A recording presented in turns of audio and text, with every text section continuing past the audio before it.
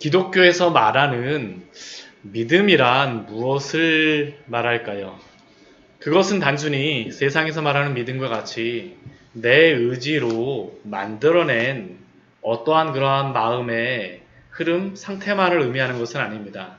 기독교의 믿음이라고 하는 것은 하나님이 구원하신 신자의 마음 속에서 만들어내시고 창조하신 하나님을 향한 마음의 태도라고 할 수 있습니다. 즉, 내가 믿습니다 해서 내가 내 믿음을 만들어낼 수 있는 것이 아니라 하나님께서 죽은 영혼 속에서 하나님의 말씀, 그리스도의 복음을 듣게 하시고 또한 들려지는 그 말씀을 통하여서 성령께서 그 영혼 속에 역사하심으로 말미암아 살아나게 된 사람이 갖게 된 것이 바로 믿음입니다. 그리고 이렇게 하나님을 향하여 갖게 된 믿음은 단순히 입술의 고백으로만 그래서 그칠 수가 없습니다. 믿습니다라고 고백할 뿐만 아니라 실제 삶 속에서도 하나님을 의지하게 되고 기대게 되죠. 저는 믿음을 표현할 때 기댄다라는 표현을 참 좋아합니다. 왜냐하면 하나님을 믿는다라고 하면서 하나님께 기대지 않고 나의 체중을 싫지 않는 믿음은 참된 믿음일 수가 없기 때문입니다.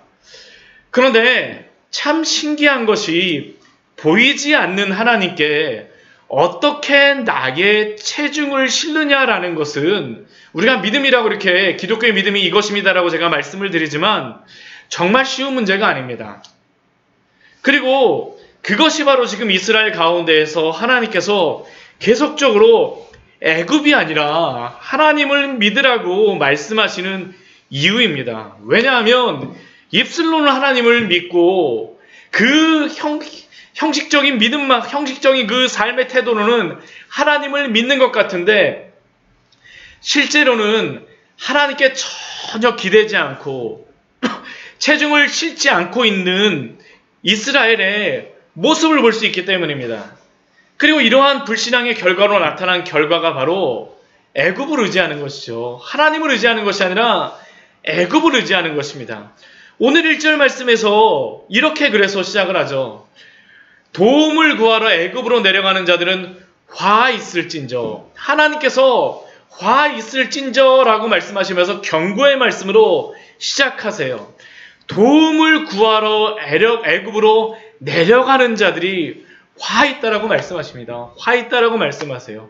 이미 우리가 앞에서도 보았었지만 예루살렘의 통치자들과 지도자들은 아수르의 침입 앞에서 애굽의 도움을 청하러 가기로 결정하였습니다. 왜냐하면 북쪽의 큰 나라인 아람도 또한 10개 지파로 이루어졌던 북이스라엘도 한 방에 멸망시키는 아수르에게 대항할 수 있는 방법은 남유다만으로는 안 된다라고 그들은 생각했기 때문이거든요. 상식적으로는 그럴 수밖에 없습니다. 이제 남은 방법은 애굽밖에 없다라고 그들은 여겼습니다. 더군다나 애굽의 상황도 좋아요. 이 시대적인 상황을 보게 되면 구스가 애굽을 정복한 후에 새로 생겨난 애굽의 새로운 왕조는 자신의 힘을 그 주변에 과시하고 싶어합니다.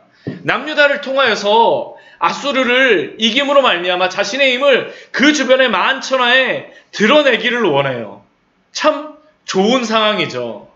이러한 것을 보면서 예루살렘의 통치자들과 지도자들은 하나님이 도와주셔서 이러한 열린 길을 주셨다라고 그들은 나름대로 여기고 그렇게 응답받았다라고 생각할 수도 있습니다. 그러나 하나님의 말씀은 무엇입니까? 도움을 구하러 애굽으로 내려가는 자들은 화 있을진저라고 하나님께서는 말씀하세요. 우리는 이러한 말씀을 볼 때마다 당장 눈앞에 좋은 것이 보인다라고 하여서 순간의 이익이 나에게 된다라고 하여서 쫓으면 안 된다는 것을 우리는 기억해야 합니다. 하나님의 지혜란 무엇입니까? 당장 이익을 따르는 것이 아니죠. 하나님의 길을 따르는 것입니다. 그리고 그 길은 세상이 보기에 좋은 길이 아니라 하나님을 의지하며 하나님을 신뢰하며 하나님께 기대며 체중을 싣고 가는 길이 바로 하나님을 믿음으로 따라 살아가는 그러한 길입니다. 그렇다고 하면 왜 이 예루살렘의 사람들은 애굽과 동맹하고자 했습니까? 애굽에게 구하고자 했던 그 도움이 무엇입니까? 우리 1절 뒤에 보면 그것이 나오죠. 그들은 말을 의지하고 말이 필요합니다. 전쟁하려면 말이 필요해요. 걸어 다니면서 전쟁하는 것보다 말 타고 다니게 되면 얼마나 쉽습니까? 말이 필요해요. 또 무엇이 필요합니까? 병거가 필요합니다. 말 뒤에 병거를 한번 걸어놓고 한번 해보세요. 옆에다가 칼 달고 나서 이렇게 막 달리게 되면 얼마나 진짜 지금으로 따지면 탱크와 같죠. 말과 병거가 많게 되면 얼마나 강력합니까? 거기에 그 말과 병거를 기동할 수 있는 마병, 잘 훈련된 마병이라고 있다면 금상첨화가 아니겠습니까? 애굽이 바로 이것을 제공할 수 있는 것입니다. 이것이 눈에 보이는데 이러한 것들을 의지하게 되지 않겠습니까? 애굽만 의지한다면, 애굽과 동맹만 맺는다면, 그리고 실제로 동맹이 맺어지는 것 어떻습니까? 얼마나 마음의 위로가 되어졌을까요? 우리가 앞에서도 보았었지만 잔치를 벌이죠. 축제를 벌입니다. 우리들도 그렇지 않습니까? 우리들도 세상에 보이는 것들을 취하게 되면, 그런데 이스라엘 백성이 의지해야 될 분은 누구입니까? 하나님은 계속적으로 말씀하세요. 바로 하나님입니다. 그러나 그들은 애굽의 말과 병거와 마병을 의지함으로 이스라엘의 거룩하신 일을 바라보지 않아요. 앙모하지 않고요. 여호와 하나님을 구하지 아니합니다. 왜요? 구할 필요가 없으니까요. 참 안타까운 일이죠. 그런데 이렇게 하나님을 의지하지 아니하는 예루살렘 백성들이 기억해야 될 말씀이자 찬양이 있습니다. 그것은 바로 출애굽기 15장에 나와 있는 모세와 미리암의 찬양입니다. 우리 말씀 한번 찾아보도록 할까요? 우리 출애굽기 우리 15장 말씀 같이 한번 찾아보도록 하겠습니다. 왜 이 말씀을 기억해야 되겠습니까? 우리 출애굽기 우리 15장 우리 말씀을 보게 되면요. 이스라엘 백성들이 홍해를 건너고 나서 모세가 하나님 앞에 불렀던 그 노래가 나와 있습니다. 그리고 미리암의 노래가 나와 있죠. 모세가 무엇이라고 노래합니까? 우리 1절서부터 4절까지 우리 한번 우리 설교를 들으시는 모든 분들도 한번 우리 출애굽기 15장 1절서부터 4절 말씀 같이 한번 찾아서 같이 한번 읽어보세요. 같이 한번 읽겠습니다. 이때 모세와 이스라엘 자손이 이 노래로 여호와께 노래하니 일러스되 내가 여호와를 찬송하리니 그는 높고 영화로우시며 말과 그 탄자를 바다에 던지셨음이로다. 여호와는 나의 힘이요 노래시며 나의 구원이시로다. 그는 나의 하나님이시니 내가 그를 찬성할 것이요 내 아버지의 하나님이시니 내가 그를 높이리로다. 여호와는 용사시니 여호와는 그의 이름이시로다. 그가 바로의 병거와 그의 군대를 바다에 던지시니 최고의 지휘관들이 홍해에 잠겼고. 모세가 그냥 찬양하지 않죠. 그냥 찬양하지 않습니다. 무엇을 찬양하고 있습니까? 여호와가 바로의 말과 병거와 군대를 바다에 던지신 것을 찬양하고 있어요. 이것을 찬양합니다. 이게 바로 그들의 찬양의 제목이었습니다. 모세만 찬양하지 않아요. 미리암의 찬양도 그 뒤에 보면 나옵니다. 똑같은 거의 찬양이에요. 우리 15장 우리 20절과 21절의 말씀입니다. 우리 또 같이 한번 읽어보도록 하겠습니다. 아론의 누이 선지자 미리암이 손에 소고를 잡음에 모든 여인도 그를 따라 나오며 소고를 잡고 춤추니 미리암이 그들에게 화답하여 이르되 너희는 여호와를 찬송하라. 그는 높고 영화로우시며 말과 그 탄자를 바다에 던지셨음이로다. 둘 다 동일합니다. 여호와를 찬양하고요. 여호와의 그 영원하심과 그 전능하심을 찬양하라고 합니다. 근데 그 주제가 무엇입니까? 애굽의 말과 병거와 마병을 다 바다에 던지셨음을 찬양하라고 이야기하죠. 두 번씩이나 말씀하시는 이유가 무엇이겠어요? 기억하라는 것입니다. 기억하라고 말씀하세요. 그리고 이들은 유월절 때마다 이 찬양을 불렀을 것이고요. 그리고 홍해의 그러한 이스라엘 백성의 그러한 구원을 생각할 때마다 이 말씀을 부르면서 노래를 불렀을 것입니다. 그런데 지금 이들은 아수르라는 위협이 닥치자 어떠한 일을 벌입니까? 하나님이 그 홍해 바닷물에 수장시키신 애굽의 말과 병거와 마병을 의지하기 위해서 내려가고 있습니다. 얼마나 어리석습니까? 하나님은 이런 죄를 범할까봐 신명기 말씀에서 왕을 뽑을 때 또 이러한 경고를 주세요. 우리 신명기 말씀 우리 같이 한번 찾아보도록 하겠습니다. 우리 신명기 17장 14절의 말씀입니다. 우리 신명기 17장 14절의 말씀이에요. 왕 뽑고 나면 몇 가지의 그 주의사항을 주세요. 이러한 사람 뽑지 말라고 말씀하시고요. 그리고 뽑힌 왕은 이렇게 행하라고 말씀하십니다. 그런데 거기서 분명히 이렇게 말씀하시는 것이 있어요. 우리 신명기 우리 17장 우리 14절, 15절, 16절 말씀 같이 한번 읽어보도록 하겠습니다. 우리 신명기 17장 14, 15, 16절입니다. 같이 읽겠습니다. 내가 내 하나님 여호와께서 내게 주시는 땅에 이르러 그 땅을 차지하고 거주할 때에 만일 우리도 우리 주위의 모든 민족들 같이 우리의 왕을 세워야겠다는 생각이 나거든 반드시 내 하나님 여호와께서 택하신 자를 내 위에 왕으로 세울 것이며 내 위에 왕으로 세우려면 내 형제 중에서 한 사람을 할 것이요 내 형제 아닌 타국인을 내 위에 세우지 말 것이며 그는 병마를 많이 두지 말 것이요 병마를 많이 얻으려고 그 백성을 애굽으로 돌아가게 하지 말 것이니 이는 여호와께서 너희에게 이르시기를 너희가 이후로는 그 길로 다시 돌아가지 말 것이라 하셨음이며 신명기에서도 분명히 말씀하시는 것이 무엇입니까? 애굽으로 가지 말라고 말씀하세요. 왜요? 애굽의 말과 병거와 마병을 의지하지 말라라는 것이죠. 애굽의 말과 병거와 마병은 하나님이 다 홍해에 수장시키셨기 때문에 애굽이 도움이 아니라는 겁니다. 그런데 지금 이스라엘 백성들은 무엇을 하고 있어요?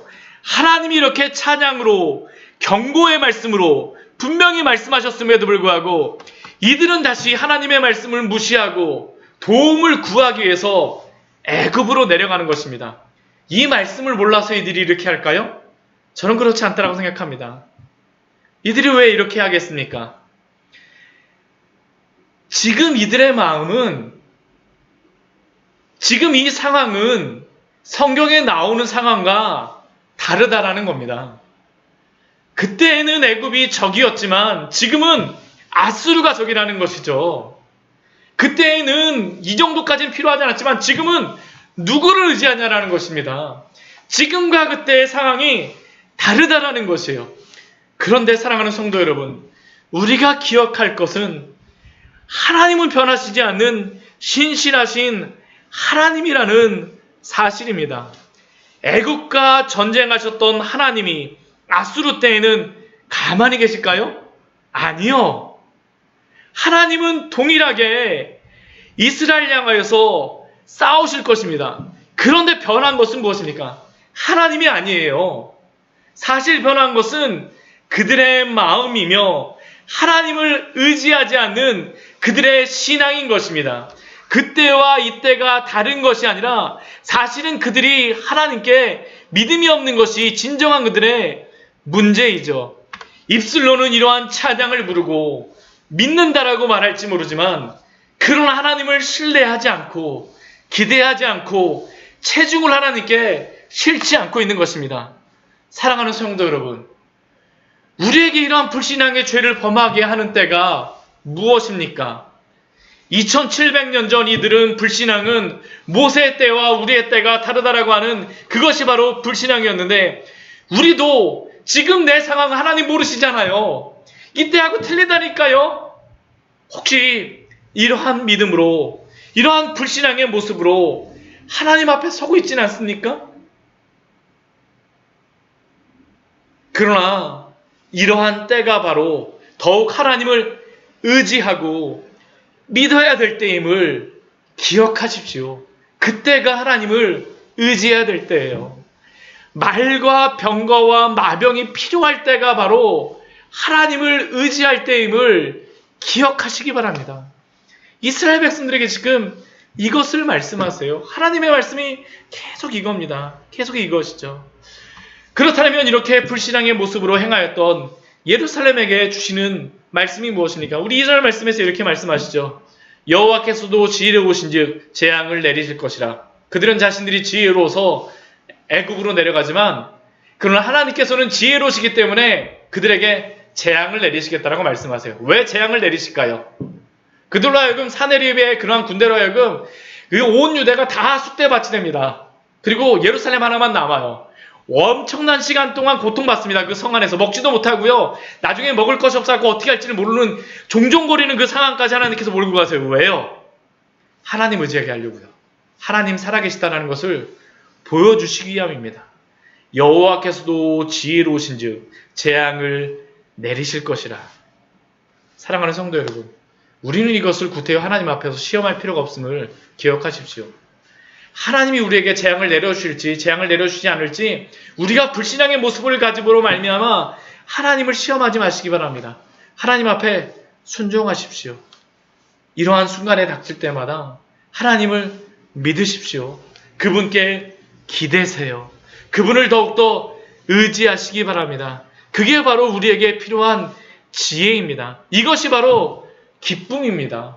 이것이 하나님이 우리에게 보여주시고자 하시는 그러한 말씀이에요. 이것을 기록하신 이유는 이것을 보라라고 말씀하시는 겁니다. 오늘도 보라라고 말씀하시죠. 오늘도 보라고 말씀하시죠. 그렇다면 지금 이스라엘 백성들이 의지하고자 하는 애굽은 어떠한 존재입니까? 우리 3절 말씀 보면 분명히 이렇게 말씀하시죠.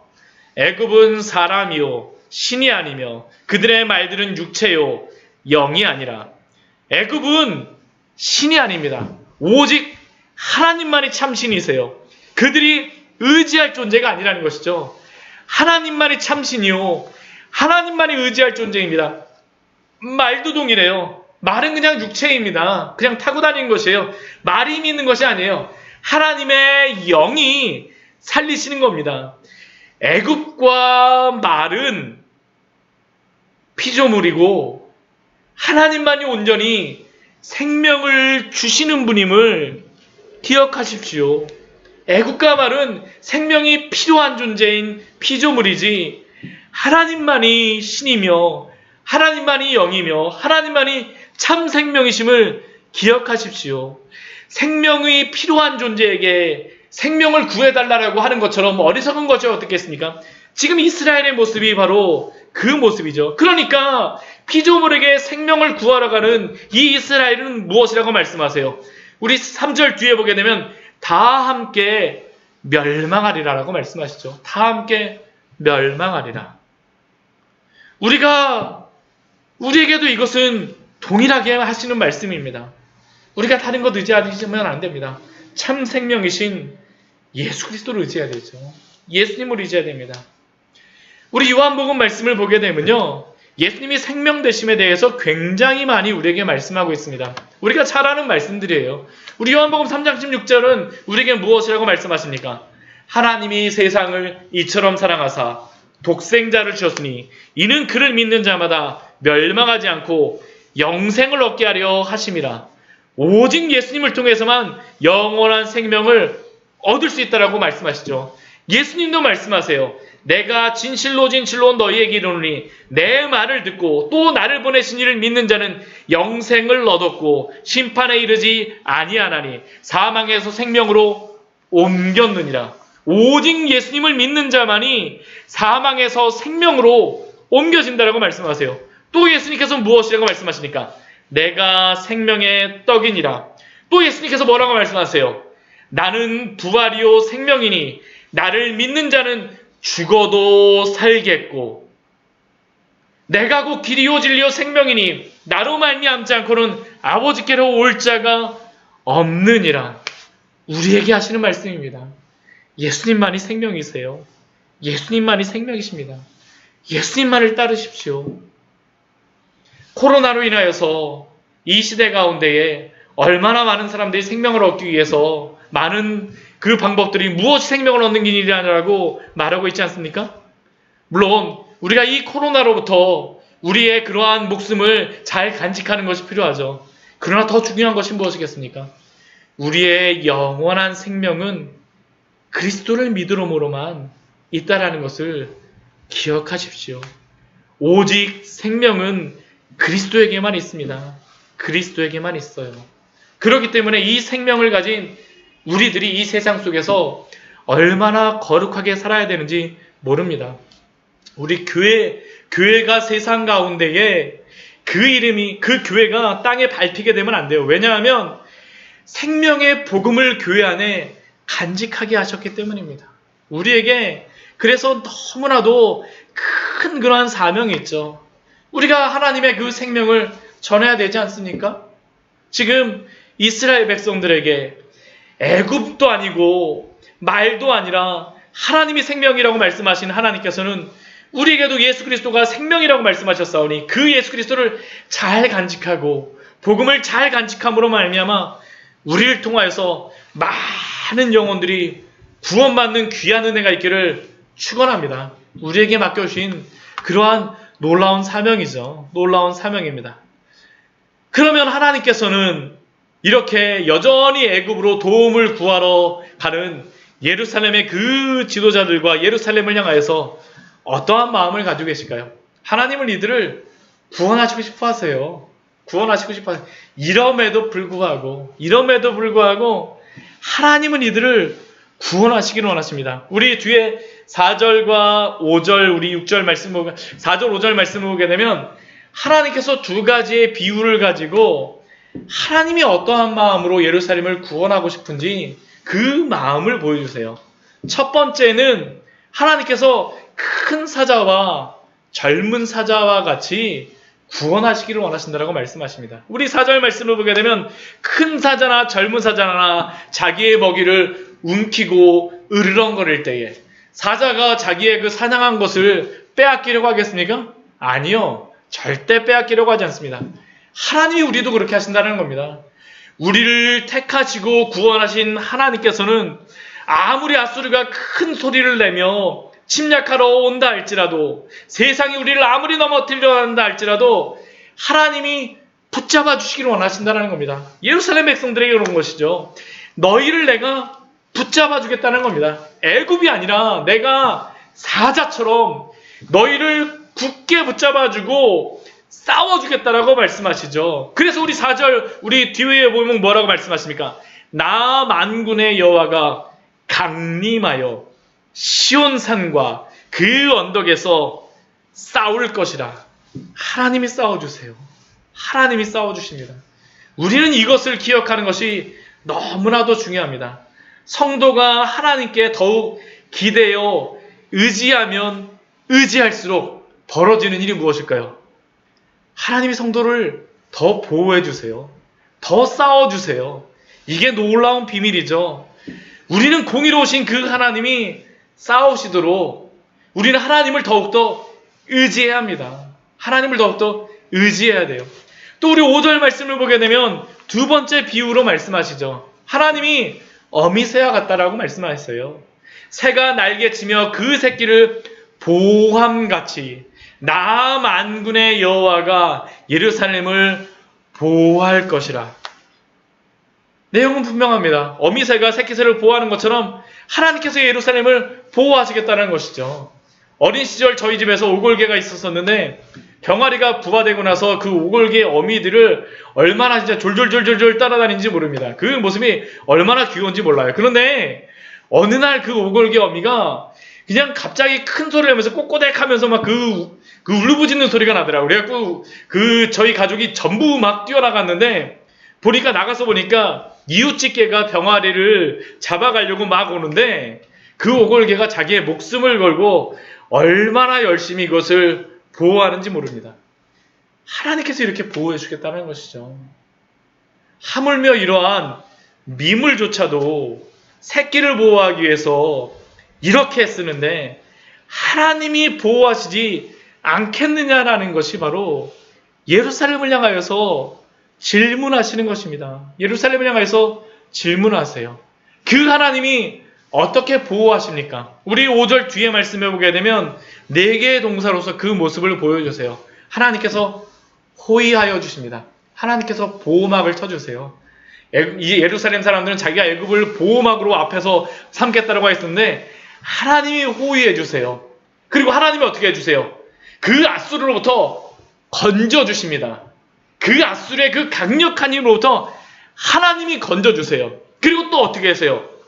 뛰어넘어 구원해 주세요. 뛰어넘어 구원해 주십니다. 뛰어넘어 구원해 주십니다. 그런데 이게 참 재미있는 것이 호위해 주시고 건지시고 구원하시리라는 그 단어를 알겠는데 이 뛰어넘다라는 이 단어는 이게 사실은 잘 이해가 안 됩니다. 왜 뛰어넘어서 우리를 구원해 주시지? 근데 이 뛰어넘다라는 단어가 원어적으로 보게 되면요. 이게 무슨 의미가 있냐 하면 넘어가다라는 의미겠습니다. 넘어가다라는 의미가 있어요. 이걸 왜 말씀하실까요? 이것은 출애굽 시대에 있었던 그 사건을 하나님께서 말씀하여 주시는 것입니다. 우리 말씀 한번 찾아볼까요? 우리 출애굽기 우리 12장 13절의 말씀입니다. 우리 설교 들으시는 분들 다 한번 말씀 한번 찾아보세요. 출애굽기 12장 13절의 말씀이에요. 이스라엘 백성들이 9가지의 재앙이 끝나고 나서 마지막에 주셨던 그 재앙이 무엇입니까? 장자 재앙이었었죠. 장자 재앙. 그런데 그 장자 재앙이 닥칠 때에 하나님께서 어떻게 이스라엘 백성들을 구원하여 주십니까? 애굽에 있는 그러한 집은 다 장자들이 죽음을 당하는데 어떻게 이스라엘 백성들의 집은 어떻게 구원해 주세요?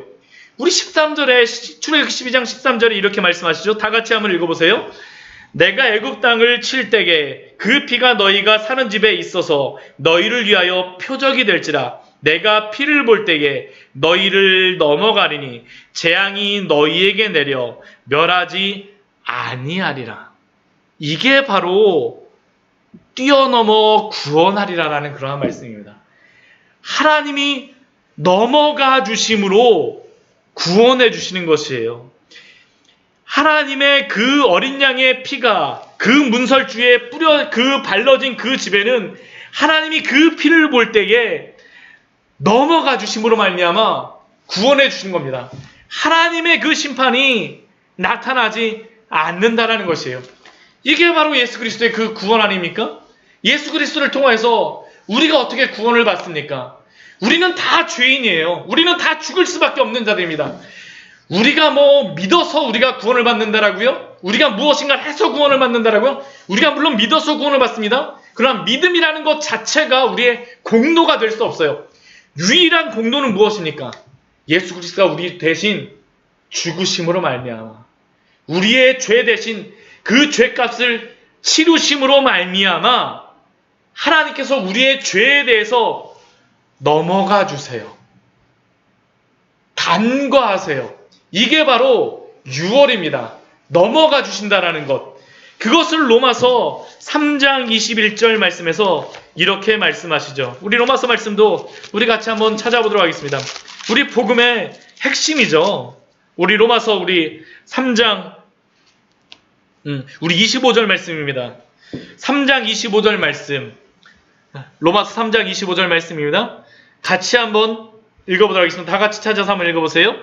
이 예수를 하나님이 그의 피로써 믿음으로 말미암는 화목제물로 세우셨으니 이는 하나님께서 길이 참으시는 중에 전에 지은 죄를 간과하심으로 자기의 의로우심을 나타내려 하심이니.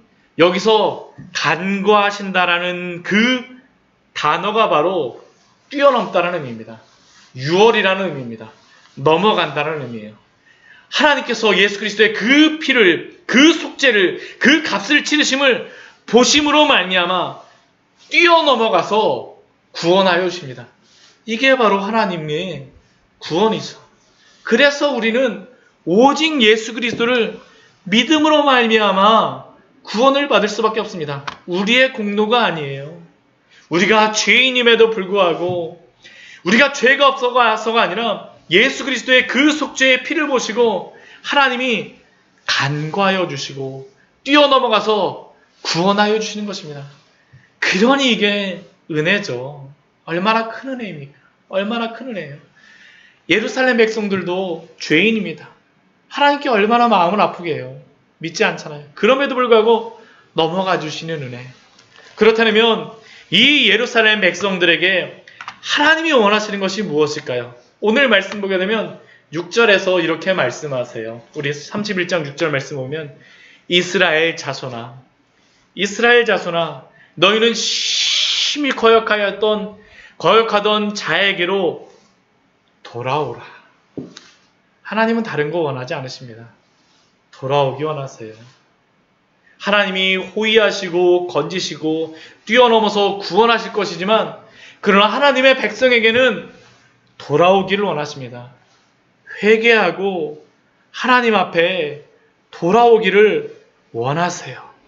하나님이 죄인들에게 바라시는 것은, 반역한 사람에게 바라시는 것은 회개하고 돌아오는 것입니다. 심히 거역하였던 자에게로 돌아오라. 참 놀라운 하나님의 사랑이요 은혜입니다. 오늘도 하나님은 죄인들에게 돌아오라고 말씀하십니다. 저는 이 시대 속에서 이러한 회개의 역사가 있기를 간절히 소원하고 기도합니다. 하나님은 아무리 큰 죄인이라 할지라도 회개하고 돌아오는 자들을 결코 죄 있다 말씀하지 않으세요. 빈손 들고 주께 와. 그 빈손이라 할지라도 예수 그리스도를 붙잡는 자는 용서하여 줄 줄 믿습니다. 이게 바로 오늘 예루살렘 백성들에게 주는 약속이고 또한 우리에게 주는 그 약속이죠. 복음을 우리에게 보여주는 것입니다. 그러면 이렇게 돌아오는 자들은 어떠한 일들이 있을까요? 오늘 7절 말씀 우리 아침에 말씀에서도 그랬었지만 비슷한 말씀이 나오고 있습니다. 우리 7절 말씀 보면 이렇게 하나님은 그 돌아온 자들에게 삶 속에서 이러한 것들을 기대하십니다. 너희가 자기 손으로 만들어 범죄한 은우상 그 무상을 그날에는 각 사람이 던져 버릴 것이요. 이전에 의지하였던 그 모든 우상을 다 버려버리는 것입니다. 왜냐하면 그것이 다 부질없다는 걸 알았거든요. 더 이상 애국을 의지하지 않는 것이죠. 이전에 만들었던 은우상과 금우상을 다 던져버리고 하나님께 나오는 것입니다. 금우상과 은우상만 던져버리는 것이 아니죠. 자신이 의지하였던 것을 다 내려놓고 하나님께 돌아오는 것입니다. 회개 후에 일어나는 그런 삶의 모습 아닙니까? 예수님을 믿었다라고 하면서도 애국과 같이 의지하는 것을 여전히 굳건하게 우리가 만약 붙잡고 있다라고 한다면 우리는 하나님 앞에서 참되게 회개한 것이라고 할 수 없습니다. 그리고 이것은 우리의 삶에서 우리의 입술에 그런 것들도 변하는 것들이 필요하죠. 언어 생활도 변해야 되고요. 우리 삶의 습관도 바뀌어야 됩니다. 욕을 많이 했던 사람은 욕도 하지 말아야 되고요. 불평불만 많이 했던 사람, 원망하였던 입술은 이제 아름다운 말과 감사의 말을 해야 됩니다. 이전에 불렀던 그 유행가의 가사가 아니라 이제는 하나님을 향한 찬양과 기도와 말씀이 날마다 고백되는 것이 우리의 삶에 필요한 것이죠. 또 게으르게 살지 마십시오. 그냥 세상 위에 살지 말고요. 하나님이 구한 그런 성도들은 무엇이었어야 되겠습니까? 시간조차도 하나님 앞에 드리죠. 하나님 앞에 예배하는 성도들이 되어지는 것입니다. 우리의 삶의 방향, 이제는 부지런히 하나님을 예배하는 그러한 삶으로 바뀌어야 됩니다. 이것이 바로 하나님이 우리에게 원하시는 삶이고요. 이러한 것들을 하나님이 우리에게 기대하시는 겁니다. 그리고 이렇게 하나님이 이렇게 구원하시는 구원이 있지만 그러나 아수는 어떻게 될까요? 우리 8절 말씀을 보게 되면요. 하나님이 심판하세요. 우리 8절 말씀 보면 이렇게 말씀합니다. 아수르는 칼에 엎드려질 것이나 예루살렘 사람들은 어떤 칼로도 엎드러질 것이라고 기대했습니까? 애굽의 칼로 엎드러질 것이라고 생각했죠. 근데 그 뒤에 말씀 보면 뭐라고 나옵니까? 사람의 칼로 말미암음이 아니요. 칼에 엎드려졌는데 사람의 칼이 아니에요. 칼에 삼켜집니다. 근데 그 칼이 누구의 칼입니까? 사람의 칼로 말미암음도 아닐 것이며 그럼 결국에 누구의 칼입니까? 하나님의 칼이죠. 하나님의 칼이라는 것입니다. 하나님의 칼이요. 바로 하나님께서 이 모든 원수를 갚아주겠다는 약속입니다. 우리는 이러한 믿음이 있어야 합니다. 우리가 믿음이 없으면 우리는 우리가 칼을 갈고 우리가 칼을 만들어서 원수를 갚겠다라고 하지만 믿음이 생기게 되면 그렇지 않아요. 하나님이 자신의 공의로 심판하시겠다라고 말씀하셨기 때문에 하나님을 의지하는 것입니다. 하나님께 모든 원수 갚는 것조차도 다 맡기는 것이죠. 로마서 말씀에서 그것을 말씀하지 않습니까? 제가 자주 말씀드리지만 로마서 말씀에서 무엇이라고 말씀합니까?